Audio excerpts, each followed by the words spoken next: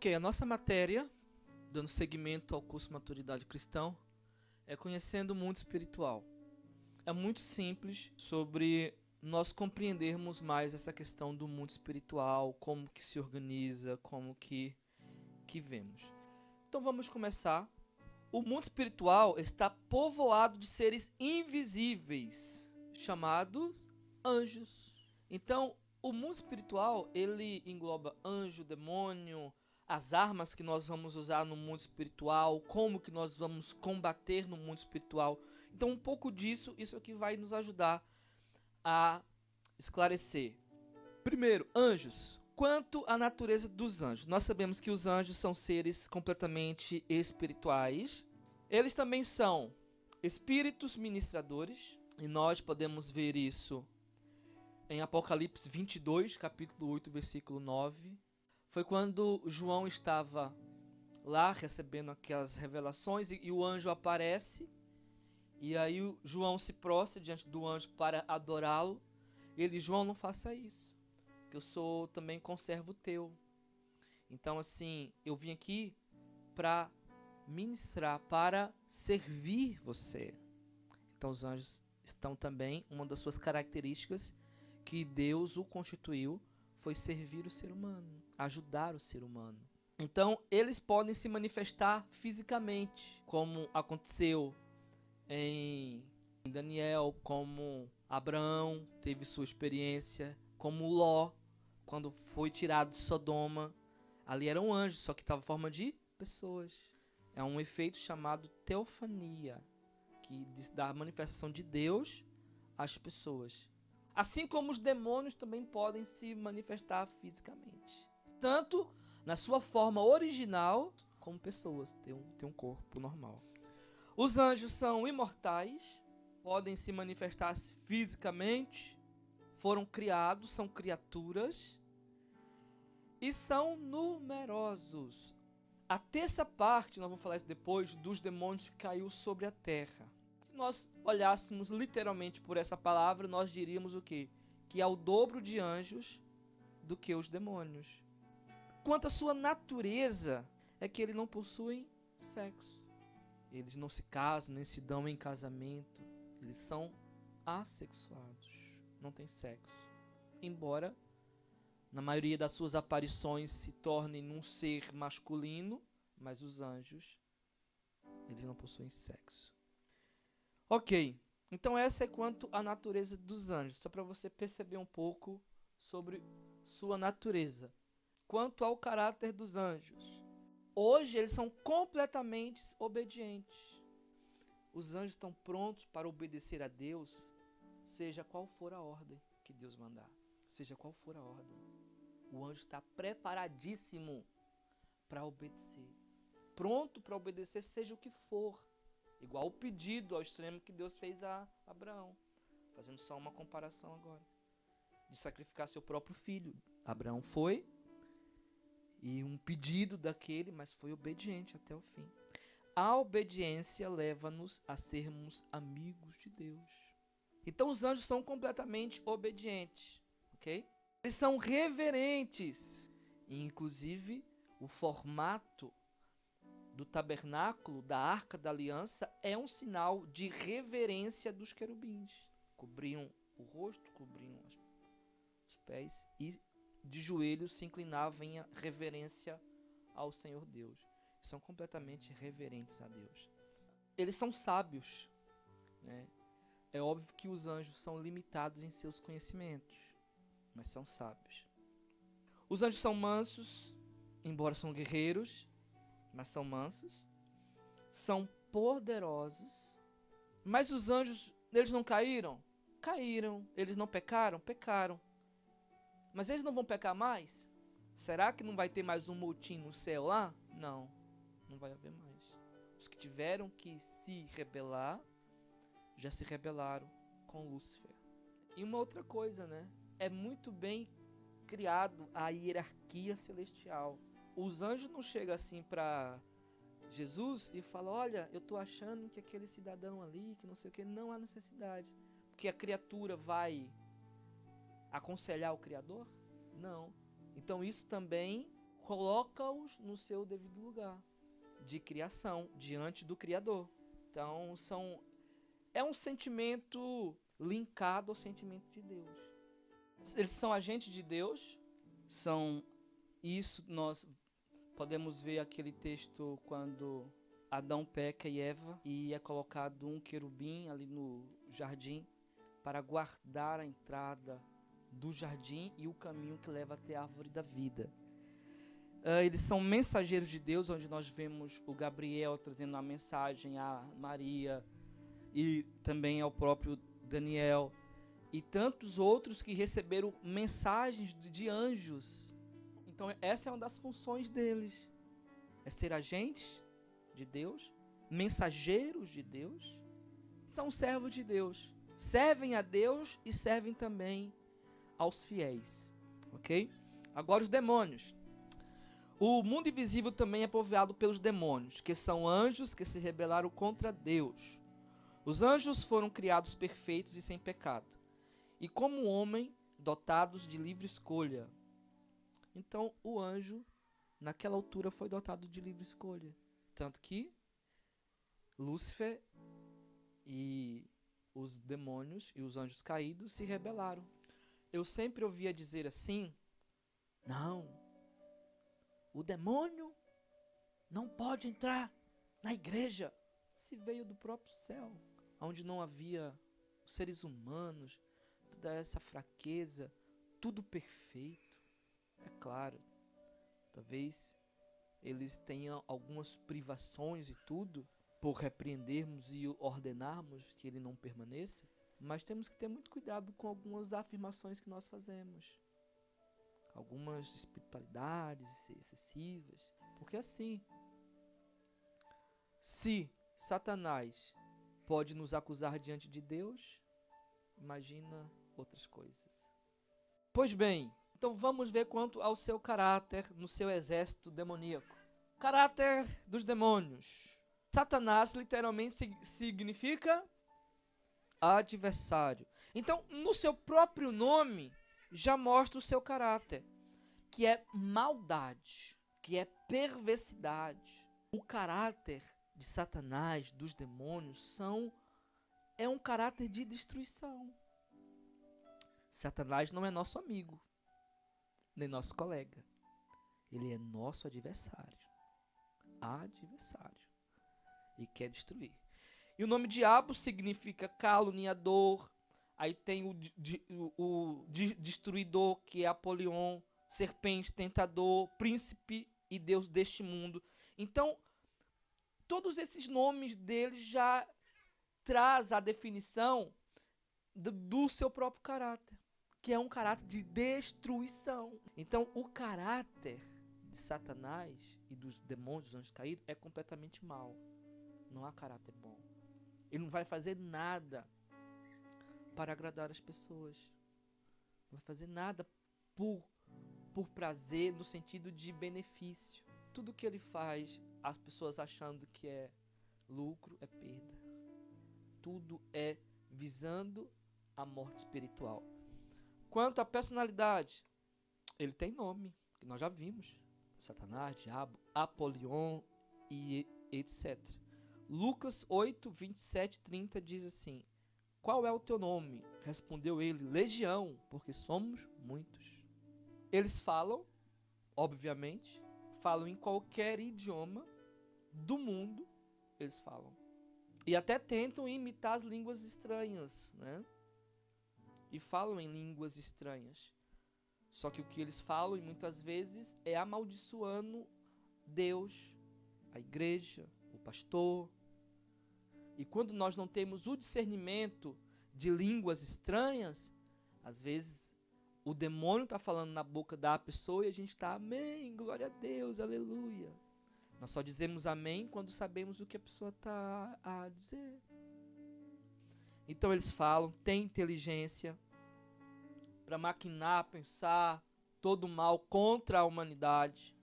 Tem emoções e vontade, tanto que teve vontade própria de falar: ó Senhor, manda-nos irmos aos porcos. Naquela passagem do Gadareno, eles tiveram uma vontade. E também emoções, que são iguais entre inteligência e emoções. Porque o objetivo dos demônios é matar, roubar e destruir, como já sabemos em João 10:10. Eles influenciam e até possuem humanos ou animais, tá? Não são só humanos. Eles podem possuir animais. Cachorro, gato, coelho, seja o que for. E eu me deparei com uma situação dessa um dia. Nós estávamos na casa de uma missionária e olha, o demônio estava furioso lá mesmo. E aí nós orando lá, ela tinha um cachorro, o cachorro ficou endemoniado, nunca vi uma coisa daquela. E aí nós imediatamente expulsamos aquele demônio, o cachorro ficou são na hora, queridos, na hora. Falei, minha irmã, ele não teve quem pegar aqui e possuiu o cachorro. Muito espiritual, é muito sério. Vamos lá, quanto às suas capacidades. São invisíveis, mas capazes de manifestação. Eles se manifestam, tanto sua aparência real, como sua aparência corpórea. Como eles podem se materializar em seres humanos. Assim como os anjos se manifestam, também os demônios também se manifestam. Eles também possuem inteligência sobrenatural, ou seja, eles conhecem quem é Cristo. Eles sabem quem é Jesus. E nós já vemos alguns textos que os demônios, quando Jesus fala, eu sei quem tu és, o Filho do Deus vivo, veio atormentar-nos antes da hora. Então eles sabem quem é Jesus, conhece o poder do Senhor, sabe o lugar e sua prisão e qual é o futuro deles. Eles sabem tudo isso. Então eles possuem esse conhecimento, essa inteligência. E sabe o seu julgamento. E tem conhecimento de coisas ocultas. E é por isso que eles promovem todo o ocultismo. E é interessante, queridos. Da mesma forma que Deus estabeleceu o sacrifício na altura do Antigo Testamento para ele também mover no mundo espiritual, os demônios também promoveram sacrifícios para que eles também se movessem no mundo espiritual. É porque o sacrifício é como se fosse um sinal de uma aliança, de uma conexão. Então, quando você sacrifica algo a Deus, você se alinha a Deus, você faz uma conexão, você faz um compromisso. E se a pessoa faz um compromisso com os demônios, então ele tem toda a legalidade para agir na vida dessa pessoa. A maioria que já sabe, mas quem não sabe, quando fica endemoniada, ela fica com uma força sobrenatural. Pessoas que são magrinhas, de repente levanta a gente assim, ó, com o braço, joga longe, e aí é onde entra também os anjos do Senhor. Em muitos momentos desse. Então eles possuem força em controlar os homens, em afligir os homens, em operar obras sobrenaturais e presenças sobrenaturais. Então, no mundo espiritual das trevas, Satanás está tão equipado quanto nós pensamos. Então, você acha que eles não invocam e oram para que as igrejas fechem? Para que as famílias se destruam? Para que o homossexualismo se propague mais? As drogas? Essa é a oração ao pai deles. Para infiltrar mais pessoas, mais erva daninha no seio político, para destruir a igreja. É por isso que há tanta opressão, não só em Portugal, mas em toda a Europa. Gente, falar no nome de Jesus parece que é vergonhoso, sinceramente. Isso está repreendido. É uma opressão. Falar de Deus não é nem de religião. Falar a palavra Deus ou Jesus já fica assim. O que as pessoas vão pensar? Olha, isso é maligno. Então, há um reino das trevas que luta contra nós, contra a nossa família. E sacrifícios são oferecidos de crianças, de animais e tantas outras coisas mais contra a igreja do Senhor. Então nós estamos em um lugar onde é guerra o tempo todo. E se a gente ainda viver como um cristão natural e carnal, aí é aquele negócio que a vaca vai pro brejo mesmo.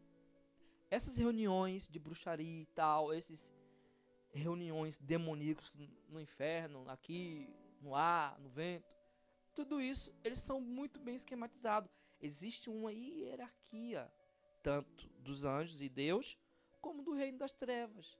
Eles são muito bem organizados. E depois nós vamos falar mais sobre isso. Então eles tentam promover os propósitos de Satanás na vida das pessoas, individualmente, nos governos e líderes das nações. É por isso que nós temos que orar pela liderança nacional, pelos governantes que estão nos cargos importantes do país, da cidade, do estado. E repreender, em nome de Jesus, essa força maligna que atua no sistema mundial. Ele opõe-se aos propósitos de Deus. Qual é a atividade deles? É promover o reino das trevas e opor-se ao reino da luz, promovendo rebelião no mundo espiritual, porque eles, se tem alguém que sabe fazer rebelião, é os demônios. Começou lá, rebelando contra o próprio Criador. A rebelião é contra Deus. É as pessoas se voltarem contra Deus, de alguma maneira. Aí a rebelião no governo, a rebelião na escola, a rebelião na igreja, a rebelião em todo lugar. Promovido por quem? Pelos demônios. Hierarquia do reino das trevas. Como eu havia dito, há hierarquia tanto no reino da luz como no reino das trevas. Porque a nossa luta não é contra, está em Efésios 6,12. Porque a nossa luta não é contra o sangue e a carne, e sim contra os principados e potestades, contra os dominadores deste mundo tenebroso, contra as forças espirituais do mal nas regiões celestiais. Então, é contra quem? Principados, potestades, dominadores e forças espirituais do mal. Então, vamos falar sobre cada um rapidinho, que é bem simples. Principados, quem são eles? Ainda mais? Principados, refere-se aos espíritos poderosos, vou até ler aqui, do primeiro escalão, que revoltaram-se contra Deus. Eles hoje são os que formam o conselho governante de Satanás. Os principados são as autarquias do reino das trevas. Seria o seu conselho de ministro. São responsáveis por uma extensa área geográfica, são chamados de príncipes. Eles também possuem áreas geográficas, são responsáveis para eles governarem. Potestades são as autoridades que permitem ou impedem. Têm poderes executivos. Este grupo de governantes é a autoridade que delega o poder. Influenciam humanos que têm autoridade sobre territórios, povos e têm tomadas de decisões. São potestades também. Então eles influenciam governantes que têm poder sobre localidades, que têm poder de decisão. São potestades que trabalham junto com os principados. Dominadores. Vem da palavra grega cosmocrator, que significa os senhores do mundo. Fala do sistema de governo. Eles são os responsáveis por lutarem contra a verdadeira luz e levar o povo às trevas, cegando-lhe os olhos e enviando trevas às almas dos homens. Exerce também autoridade sobre diferentes sistemas de governo do mundo. Então, os dominadores ficam com as funções de combater diretamente contra a luz, contra Deus, e de cegar as pessoas, como diz Paulo em 2 Coríntios capítulo 4, ou 5, que o Deus desses cegos cegou os olhos dos incrédulos, para que a luz do Filho de Deus não respondesse sobre a vida deles. Então, são outra classe que também luta contra esse sistema. E as forças espirituais do mal, para finalizar, são forças espirituais do mal, que pode significar o mal em si, que opera e inspira esses principados, potestades e dominadores. Também fala de frente de batalha, são os soldados, que executam as atividades malignas e demoníacas na vida dos homens. Esses também influenciam diretamente a vida da pessoa. Então, assim, são muito interligados, principados, potestades, sempre com um objetivo que é dominar governos políticos, áreas geográficas, ser humano, individual, família e igreja. A atividade deles, somando tudo isso, é destruir cada passo.